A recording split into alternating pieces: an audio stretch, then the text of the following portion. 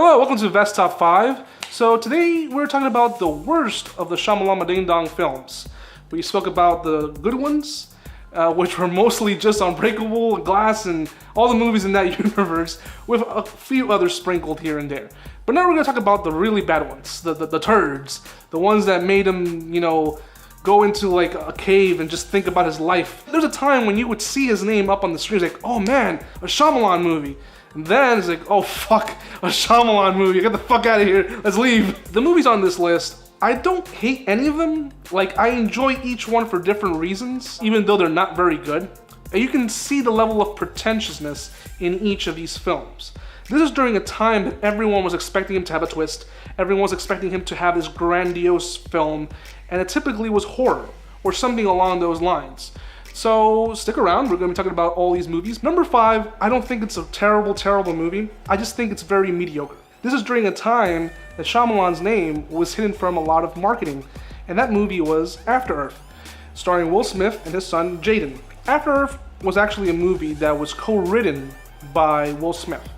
Will Smith came up with the idea of making a film about a family member who got injured in a car accident and his son has to seek out help. So in comes Shyamalan, as he usually does, and said, you know what, let's make this a movie that takes place millions of years in the future in an Earth that's all desolated. So this movie isn't as terrible as people say it is. There is no twist. It's actually pretty straightforward. It's just a father and son who have to bond. The father is this authoritative figure who has to learn that his son is not a cadet. It's his son. He has to treat his son a family member, not just some other soldier. And his son has to learn to not be so controlling of wanting to be exactly like his dad. He just has to be a son. There are things going around, they're in Earth millions of years in the future. Things have changed. Animals have evolved differently. The Earth's atmosphere is a lot more different. So it's simplistic. It's not the worst thing in the world. There's these monsters that are in Earth that can smell your fear. I thought that was kind of dumb. But other than that, it's alright. It has a pretty decent CGI. The movie did terribly. It was actually the first film that broke Will Smith's box office streak. Because for many years, actually I would say from 1996 all the way to 2012, 4th of July was Will Smith's, week. That was the time when all his movies broke over $100 million. And this is the first failure. And after this film, most of the films that followed tended to have a similar projection. They wouldn't make much money. So much so that now he made a movie for Netflix called Bright, which wasn't so bright. It was pretty bad. Number 4 is The Happening. Now, most people would put The Happening at number 1. They would say this is the worst one. But I'll tell you why I won't put it at number 1. As bad as this movie is, I've seen The Happening more times than I've seen The Godfather and other good movies. It's so quotable, it's so entertaining that I don't know what this movie wasn't trying to do. Some parts it's trying to be kind of like a Hitchcock movie, the way he uses certain angles. The music also resembles something out of like a B movie. But at the same time, Shyamalan has gone on interviews saying, yeah, it was intended to be a B movie from the get-go. Even though in initial interviews, he said this is like a new horror film that is going to be an R-rated gory film. And even the gore is pretty hilarious in this movie. If you haven't seen The Happening, it's basically a film about a group of people in this world where people are just all of a sudden killing themselves and they don't know why. And you find out it's the trees. The trees are releasing a toxin that's making people want to kill themselves. It's the most hilarious shit seeing Mark Wahlberg, Zoe Deschanel, and John Leguizamo running away from air. That's the villain of this movie. It's so ridiculous, but you can't help but laugh. And there's certain scenes of dialogue that, why is this here? There's a guy who just pops out of nowhere and says, you like hot dogs? I like hot dogs. Hot dogs get a bad rap. You like hot dogs? No, I don't like. Oh, I'm gonna go pack some hot dogs. That scene made no sense and it's never mentioned again. And then you have scenes that the editing is so jarring, where it'll go from an actual like suicide, a really good shot, where you see a bunch of people just falling down, killing themselves, and a guy witnessing it, and people just falling around him. And you're like, oh, this is a really good shot. And the sequence that follows is literally Mark Wahlberg in a high school saying, guys, why are the bees dying? Take an interest in science. Hey, you know why you should take an interest in science? Because you're beautiful. Your nose is gonna grow when you go older. You gotta take an interest in science, Jimmy, you know? And it's just like, he does not fit the role of a high school teacher. It's so jarring and so bad. Behind the scenes, Shyamalan is instructing Mark Wahlberg, who's refusing to do the lines because he's saying like, what makes you think there's gonna be fresh pantries in this abandoned house? Oh, come on, Mark, just do the scene. So he knew this movie was bad. And then you have the famous scene where Mark Wahlberg is staying over this old lady's house and she wakes up in the middle of the night. Planning on stealing something? No, ma'am, we're not. Plan on murdering me in my sleep? What? No. It's like, and there's so many lines that are quotable. It's not just Mark Wahlberg, it's also Zoe Deschanel. There are good actors, it's just how they were directed to deliver those lines. And the movie frustrates me, and it's frustrated me over the years, but you can't help but laugh. Also, like a typical M. Night movie, you kind of get a twist, but it's so obvious because it's been mentioned throughout the whole movie that the toxin's coming out of the trees. He takes a risk at the end, and he walks out and sees Zoe and this little girl, and they just reunite, and the happening just stops. It just stops. And then the twist at the end, because Shyamalan has to put that, it happens again in France. We needed to do that little nod that there's going to be a sequel. It's a movie that, yes, this is one of his worst written films, one of the worst. It's so bad. But again, I watch this movie a lot. Even though I complain about it a lot, it is funny. Number 3 is a movie that most people claim is his comeback. And I don't know why. So for a long time, after he did so many terrible movies, Shyamalan ended up not being able to find a studio that would actually hire him. So he had to sell his own house to make a movie, and then sell it to Blumhouse. And that movie's The Visit. This movie's terrible. I don't know why people claim this is a good movie, because everything in this movie does not make sense at all. And I'm gonna spoil the shit out of the movie because if you haven't seen it, I don't even think you should. Story is this group of kids are dropped off at this house where their grandparents are staying. The grandparents haven't seen their grandkids, so they're gonna meet them for the first time. They're gonna have a great time. Thing is, the grandparents start acting weird. So they start waking up in the middle of the night and start acting really weird. And they Skype their mom, and like, Mom, grandparents are acting weird. What's going on? What's going on? It's like, oh, they're just old, sweetie. They're just old. And I guessed the twist just from the beginning. It was so obvious. And I'm gonna tell you right now, guess what? The grandparents, those aren't the real grandparents. They're just some crazy people who broke out of a mental hospital and killed the real grandparents who are in the house. So fucking stupid. And the whole movie's shot like a documentary because the kids are trying to document everything. I hate found footage movies, but this one's even worse because you can tell, especially if you watch the behind the scenes, that the cameras that they're using, which are like the T5i, they don't film that way. They're actually using red cameras, making them look like they're filming. Like, why not just use the T5i? Oh no, we gotta make it look cinematic, Shyamalan.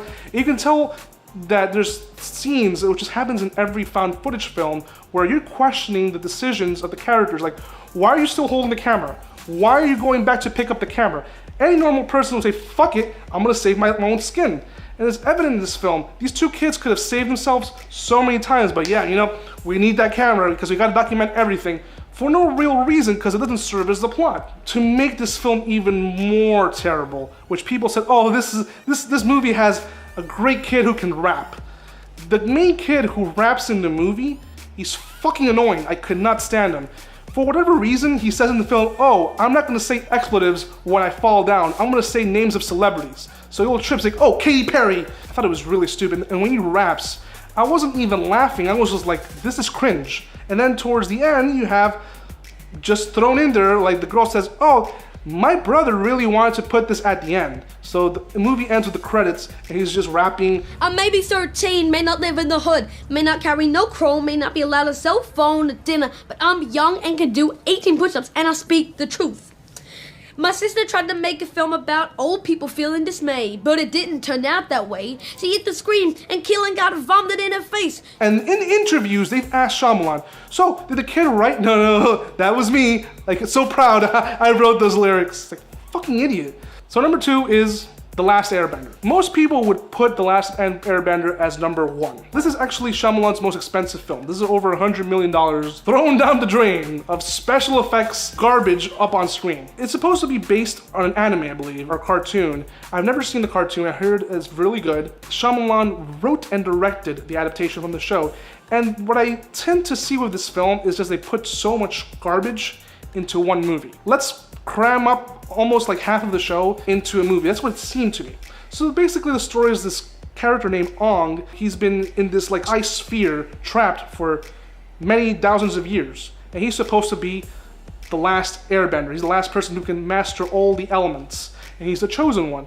And he thought that he was gone for a day, but he's been gone for thousands of years because he's been frozen in time. There's this Fire Nation which is trying to attack and control over the Earth Nation and other people who can control different elements. What I noticed with this movie is that you give Shyamalan too much money, just like George Lucas, get ready for a lot of explosions, CGI, all over the place. The music by James Newton Howard is really good, as it is in most of his films. Problem is that so much is going on that it doesn't give you time to catch up. It almost reminds me of like a Mortal Kombat Annihilation.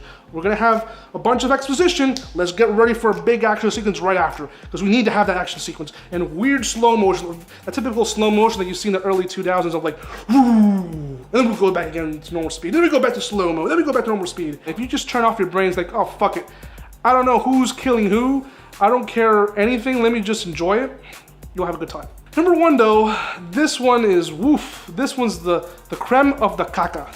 That is Lady in the Water. Lady in the Water is his most pretentious film. This is literally combining all of his films, all the elements, and you have the big Shyamalan ego. Like this is like when someone wears too much perfume. Like I've done this before, I'm like, ah, fuck, you know, I'm gonna meet some hot girls and I'm gonna put some cologne, and then you're exuding too much juice. That's what Shyamalan does. He exudes too much of himself in this movie. So much so that instead of casting himself in a cameo like he does in his other films, no, I want to cast myself not just in a small role, but a big ass role where I am the guy who influences. I read a cookbook that will influence the future president of the United States who will change the world because of what he read written by Shyamalan's character. What the fuck is wrong with you? Like really, are you that big of an egotistical jerk to want to cast yourself as this character who's gonna change the world? Because the story is that Paul Giamatti plays a guy who has a terrible stutter. It's a Hollywood stutter. It's like so I was fixing your kitchen, and it sounds so fake. Like it looks like he doesn't really want to do that stuttering, but Shyamalan, like, yeah, we gotta do it. So he meets this girl who just comes out of the water. She has to go back to her homeworld, but the Narfs and the Tartunics, these are characters that Shyamalan pulled out of his butthole and decided to put on the film. For what reason, I have no clue. Paul Giamatti doesn't know if to believe or not, but he realized all of a sudden that he doesn't stutter anymore. That she has cured him, or at least when he's around her. And she says, we gotta find the man who's going to change the world, or influence the man who's going to change the world. So, and comes Shyamalan. So, and he finds out everyone in that building is connected. Like, there's one person who's a fortune teller who can read the future of the world through cereal boxes, this little like 6-year-old kid, and someone else who through the crossword puzzles can have prophecies. And these bunch of stoners that their conversations are actually more meaningful than they really sound. Everyone becomes these people, they all become children in a sense. Because this movie originally was a story that Shyamalan used to tell to his kids before they went to sleep. Poor fucking children. Ever heard of Little Red Riding Hood? This sounds like something a 4-year-old would write. Like this is some kind of shit that when you're in a creative writing class, you're like, oh yes, I'm gonna write this really cool story. Fucking little wolves that have their hair is made out of grass. That's the kind of shit this movie sounds like. Also characters that you can tell are casted because Shyamalan has gotten criticism. There's one character who's literally named the critic in the film who hates everything, hates all movies, they're all predictable. And he casted him and did the stereotypical critic only because he thinks people don't understand their movies, don't understand Shyamalan's movies. It's not that. It's that you gotta admit some of your movies are terrible. This is during a time that Shyamalan had just finished, I believe it was Signs or The Village, one of those two. And he still had momentum, he still had people who believed in him. But what happened was that The Village didn't do very well, so Touchstone was like, let's read the script before you actually finance this film, and they didn't get it. So they're like, oh, you're not gonna finance, whatever happened to a creator being able to finance their own film? But this is what happens when you give directors full freedom. They end up doing really dumb shit, like Colin Trevorrow doing The Book of Henry. Not to say that all directors will make terrible movies, that when they're giving complete creative control, but sometimes you need a voice of reason. You need someone outside of your head to tell you, hey, this shit's stupid. It may sound smart to you on paper, but this shit's fucking stupid. So that's what happened with Lady in the Water. It's the first film that he did outside of Touchstone Entertainment. Actually, it's Buena Vista. Touchstone is another subsidiary company that was in Buena Vista. They said, we will do it, but we need to do some rewrites. And he didn't want to. So he said, fuck you, Buena Vista, I'm going to Warner Brothers. It was the first film he did with Warner Brothers, the first and only film because it ended up being a failure. And every other film he did afterwards ended up just being done with different studios. Last Airbender was Paramount. Failed, he went to another studio. Fox, he did The Happening. It failed, he went to Universal. So he went from studio to studio finding a new home because no one wants his films. And now, all the films he's doing through the Blind Edge Entertainment logo, which is his company. He's self-financing these films. And he's lucky that Blumhouse believes in his projects and they're still being done with his complete creative control. He just is financing them. This is his worst one, Lady in the Water. It is god-awful. Like, this is the one that I rarely, if ever, revisit. So these are the 5 worst. Watch The Happening. It's funny. After Earth, it's alright. It's mediocre, but it's enjoyable. Lady in the Water, no. Anyway, guys, is there a movie that I didn't mention? I think I mentioned all of them. But if there is one, leave it in the comment section down below. Like, subscribe, share, all that good stuff. And until next time, bye.